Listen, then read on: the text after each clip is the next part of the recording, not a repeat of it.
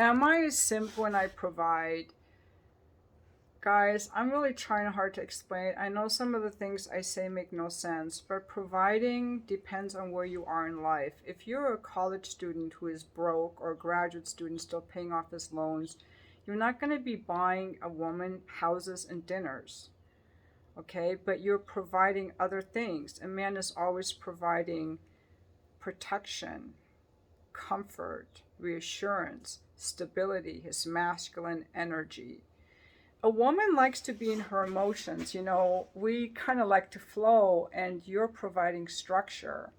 You know, like if we were to go on a bike ride, well, you would provide the truck, you would blow up my tires, you would put the car in the truck, you would decide where to go. You're providing adventure, novelty, you're providing your strength and your company, your masculine energy.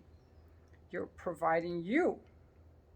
If you are established already, you may be providing. If you want a stay-at-home wife, you're providing financially. Some men don't. They want financial partnerships. You're not providing money at all, but you're still protecting.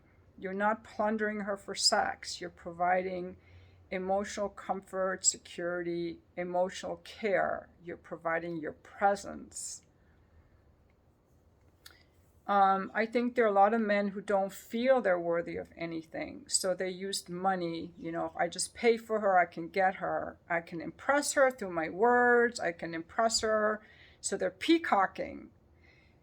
And they're pursuing women who have no interest in them. That's a simp. A simp is a man who is begging for a woman's attention. He doesn't see his value. He's living in shame. A simp is shame-filled. It's not a provider. A provider is coming from giving. He has something to give. He's sharing generously from his abundance. A simp is coming from shame. I look at my sons. They're in their 20s, graduate degrees, graduate students, degrees, and they're masculine men. They work out. They're strong physically. They look manly. They dress well, stylishly. They're up to things in life. They're pursuing their careers, their passions. They spend time with their family and outdoors. They have friends, and they are relational, and women love them. They don't use women. So what I see in my sons and they don't pay. They grew up in that generation where women are also working. The women all went to college. The women all make money. And so financially, it's an us. He pays and she pays. So the man isn't providing finances. Although I think my one son, who is soon to be a doctor, feels like he wants a stay-at-home wife and he will provide when he can. But my other son is more like he wants a financial partnership, and he has that in his relationship, a wife who wants that also. So I think you can really go either way how you want, but even my son who wants to provide one day is not now because he's still a student in medical school, and therefore the dates are not money dates. And women still love him because he is masculine, he's happy with himself, and he's relational. He is just an interesting person. He knows how to listen, he's interested in things, he knows how a woman feels, and he doesn't use women. He is emotionally attuned.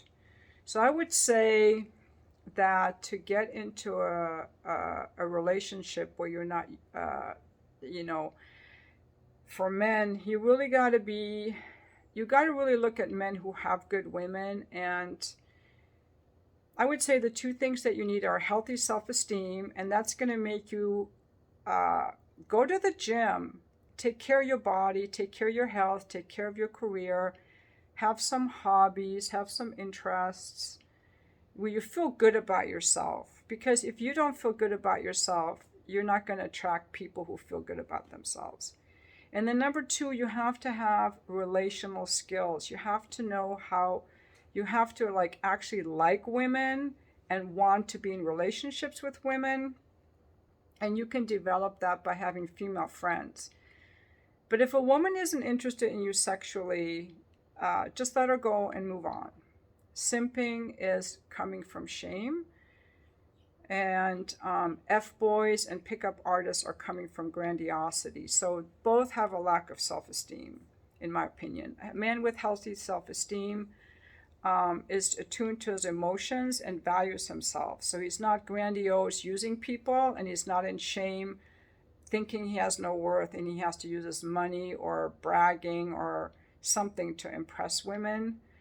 And he's not walled off where he's like, I don't give a shit how you feel. And he's not boundaryless, like, please love me, please love me. It all goes back to that relationship grid about healthy self-esteem and healthy boundaries. And once you have that, you will naturally act from that way, and women will naturally want you, in my opinion. I think that when there are more men like this, they can easily get women because the men are the gatekeepers of relationships. So I really hope you all have healthy relationships. If any of you are struggling with shame or you didn't have a dad growing up, I think it's really important to join some men's groups or do mixed martial arts and learn how to get in touch with your masculine aggression, your sexuality, and any areas in your life where you feel shame around your manhood or your sexuality. You've got to heal all that because women can sense that a mile away.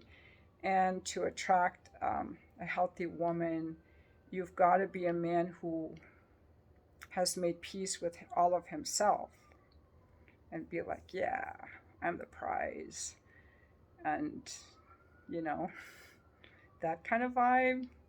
But I want to know what you think. There are other men on here that can probably give better advice on helping men come out of shame and feel their value. And I know there are many men who watch my video who come here and they're like, you know, they've been hurt by women.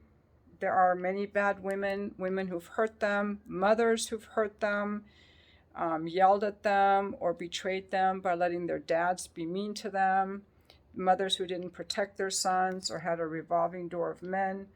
And then when men are wounded like that already in their childhood, they end up with women who wound them again because they're attracting that. They don't know what else is possible. And then they think all women are like that.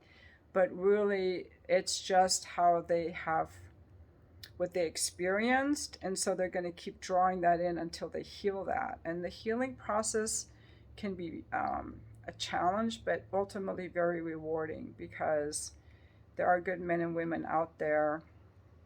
But there are also a lot of very traumatized people out there. And I think that we always attract who we are. And so the best thing we can do, I think, is to value ourselves and not be in shame or grandiosity, healthy self-esteem, healthy boundaries, go through the work like that, and then we will attract the same in. That's how I try to live my life, and that's all I can offer because I don't know what it's like to be a man, but those are my tips.